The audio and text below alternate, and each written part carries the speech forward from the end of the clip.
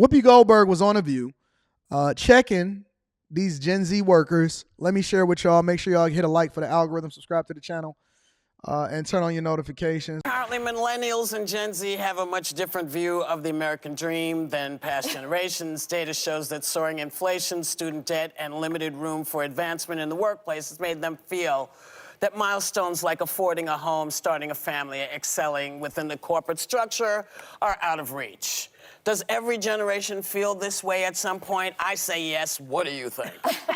Well, since we're in theme today, it's the economy, stupid. Like, my generation is the generation of the housing crisis, the financial crisis, 9/11. We've been in war basically my entire generation. You've got 45% of people ages 18 to 29 living with their parents. Our American dream's different. Doesn't mean other struggles didn't matter, but on the having kids specifically, I get it. Most of my friends, if they're not, married by a certain age, they're not owning homes at the same rate, and you don't want to have kids if you don't feel like you can provide that. My one piece of advice, though, to millennials who are holding off having kids because of the finances, if you're in a position, which is also expensive, consider freezing your eggs because you could change that position later and want to. How many women are actually out here freezing their eggs is what I'm really trying to figure out. How many women are actually freezing their eggs? And here's my other question.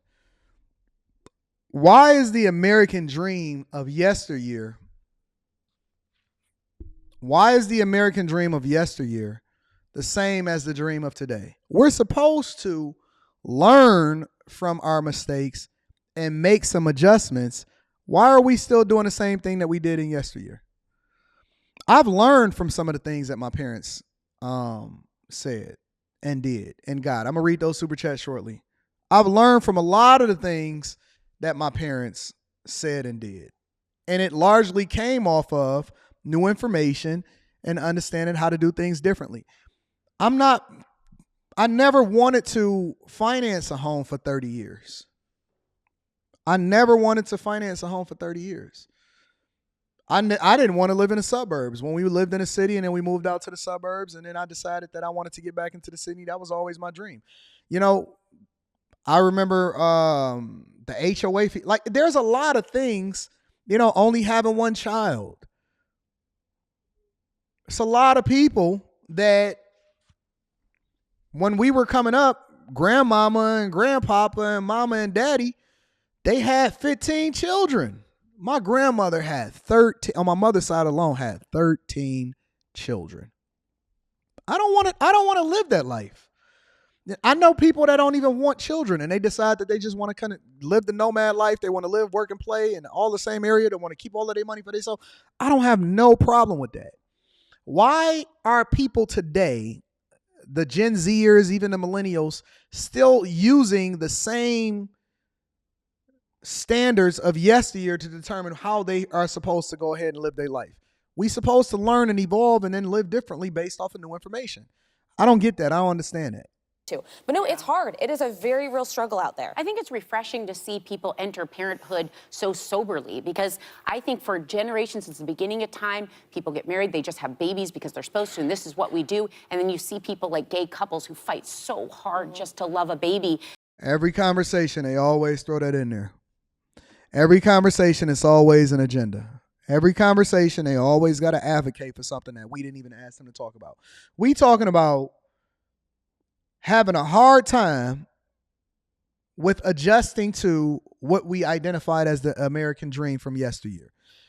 They always got to throw something extra in there that ain't got nothing to do with whatever it is that we talking about.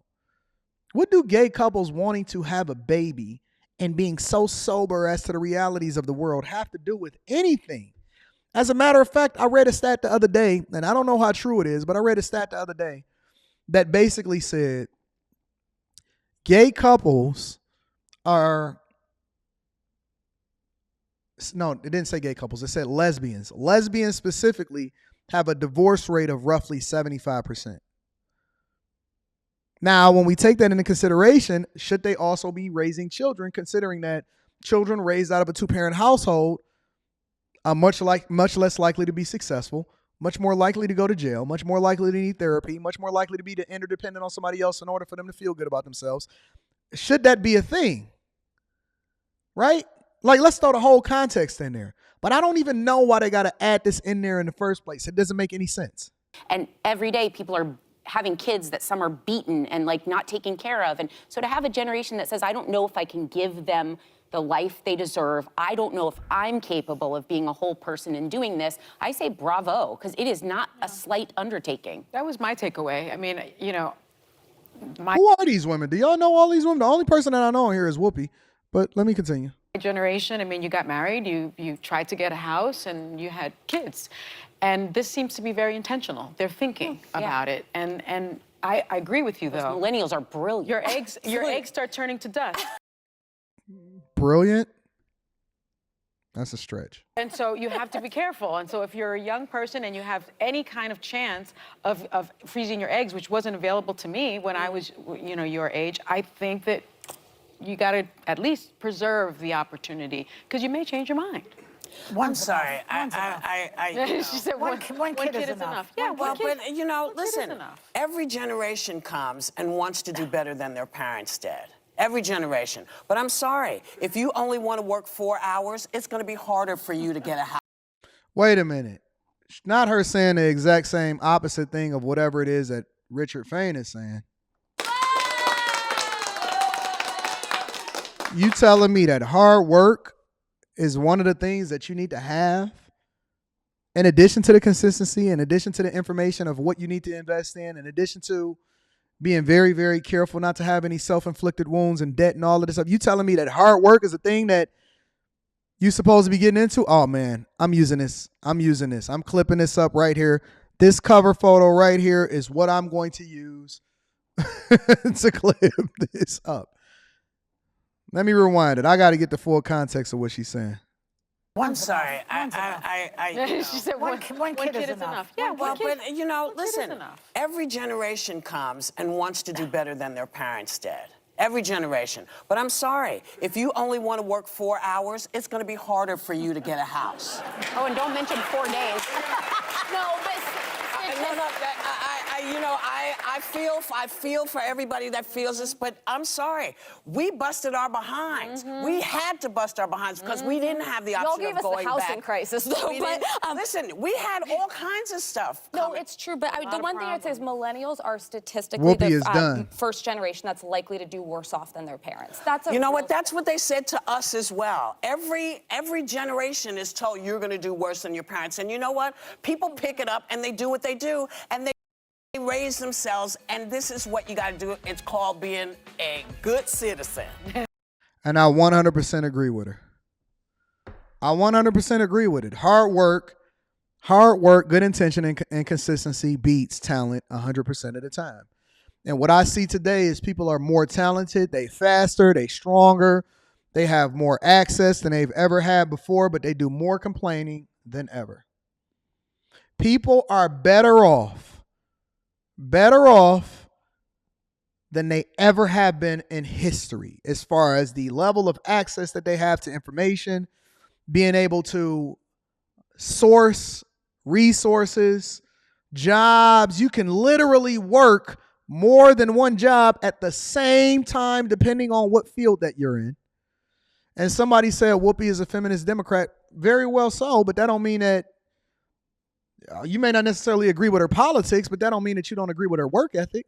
You can't hate on the fact that she's been grinding and getting it and been running up the bag, and she got the mentality that comes along with what success is supposed to be like in the first place. See, I'm able to remove how I feel about somebody in one particular space in order to source information in another one. And Whoopi Goldberg is a hustler. She went and got it. She don't make any excuses. She is unapologetic in her success, and I'm with that. I have no problem with people being successful, but you got to earn it. You got to go get it.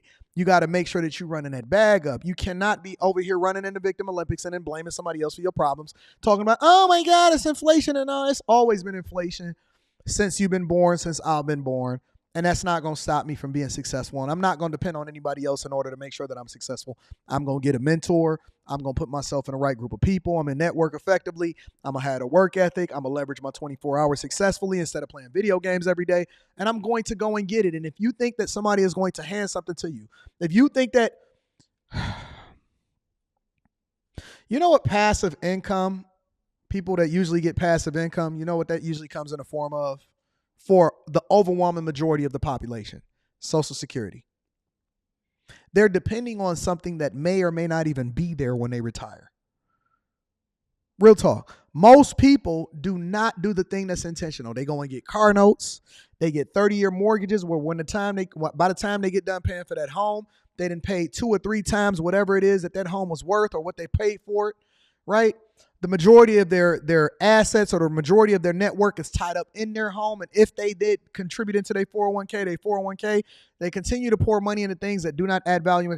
And don't get me wrong, I want you to live life, but the thing I want you to do first is to make sure that you're living life based off of making a sacrifice first, because life is much more better, or there's much better not playing catch up, but instead being able to make the good decisions early. Don't get the student loan debt, right? Work hard. And working hard, and who put this 40 hours a week thing up there as the litmus? I don't know anybody that's incredibly successful that only work 40 hours a week. Real talk. I don't know anybody that's successful that only works 40 hours a week. So if you want that life, look, you can want whatever it is that you want as long as you don't do it illegally. But the thing that I advocate for is, I know that overwhelmingly, and when I say overwhelmingly, I mean almost everybody. It's the reason why everybody playing a Powerball, because everybody want to be rich. Everybody want to be rich. And see, a Blue Hustle says y'all worried about owning stuff and you can't nothing with you. Yo, being a good steward of your stuff and leaving this earth in a better space had you not been being here, that's something that you're supposed to do. You ain't just supposed to be out here tearing up and not owning nothing and then you have kids. And see, that's the problem. See, if it's just you, that's fine. If it's just you, that's fine. God said that you're supposed to be a good steward of your stuff. You're supposed to leave something as an inheritance to your children. If you got kids, then you're not supposed to leave them with fish fries and no insurance, and they don't even have no way to bury you, and they got to take on the debt that you had and all the residual effects. Because when we talking about wealth, I'm not just talking about money. I'm talking about a mindset. I'm talking about a lifestyle. I'm talking about how you treat people. I'm talking about all encompassing.